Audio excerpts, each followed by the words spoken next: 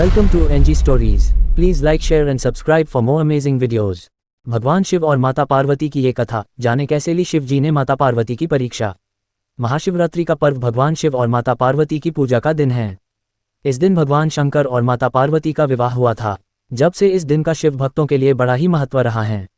ये तो सभी जानते हैं कि माता पार्वती ने भगवान शिव को अपने पति रूप में पाने के लिए कितने ही कठोर तप किए थे और कितनी ही परीक्षाएं दी थी, तब जाकर उन्हें भगवान शंकर पति रूप में प्राप्त हुए थे। ऐसी ही एक कथा का जिक्र पौराणिक ग्रंथों में मिलता है, जब भगवान शंकर ने मगरमच्छ बनकर माता पार्वती की परीक्षा ली थी। इस कथा को पढ़ने से आपका मन शांत होगा। एक समय की बात है, माता पार्वती घोर तप कर रही थी। उनकी भक्ति और तप को देखकर देवताओं ने शिव जी से माता की मनोकामना पूरी करने के लिए कहा था। तब शंकर जी ने पार्वती जी की परीक्षा लेने सप्तऋषियों को भेजा।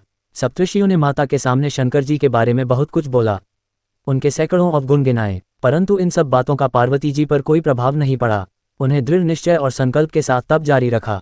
जब इस सब से भी बात नहीं बनी तो भगवान शंकर ने खुद परीक्षा लेने की ठानी।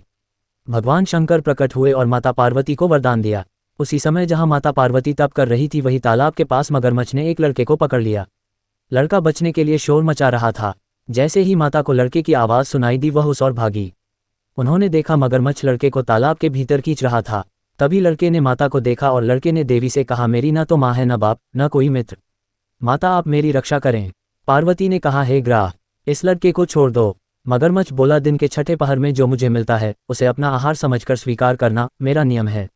ब्रह्मदेव ने दिन के छठे पहर इस लड़के को भेजा है, मैं इसे क्यों छोड़ूं? पार्वती ने विनती की, तुम इसे छोड़ दो, बदले में तुम्हें जो चाहिए वह मुझसे कहो। मगरमच्छ बोला, एक ही शर्त पर मैं इसे छोड़ सकता हूँ। आपने तप करके महादेव से जो वरदान लिया, यदि उस तप का फल मुझे दे दोगी तो मैं इसे छोड़ दूंगा।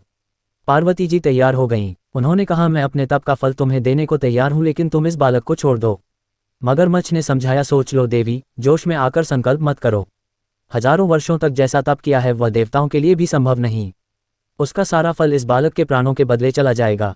पार्वती जी ने कहा, मेरा निश्चय पक्का है, मैं तुम्हें अपने तप का फल देती हूँ, तुम इसका जीवन दे दो। मगरमच्छ ने पार्वती से तपदान करने का संकल्प करवाया। तप का दान होते ही मगरमच्छ का देह तेज से चमकने लगा। मगर बोला, हे पार्वती, देखो तप के प्रभाव से मैं तेजस्वी बन गया हूँ। तुमने जीवन भर की पूंजी एक बच्चे के लिए व्यर्थ कर दी। चाहो तो अपनी भूल सुधारने का एक मौका और दे सकता हूँ। पार्वती ने कहा, हे ग्राह, तब तो मैं पुनः कर सकती हूँ, किंतु यदि तुम इस लड़के को निगल जाते तो क्या इसका जीवन वापस मिल जाता? देखते ही देखते वह लड़का अदृश्य हो गया।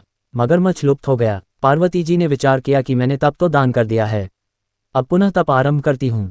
माता पार्वती ने फिर से तप करने का संकल्प लिया। ये देख भगवान शिव फिर से प्रकट हुए और उन्होंने पूछा, देवी, अब आप क्या कर रही हैं?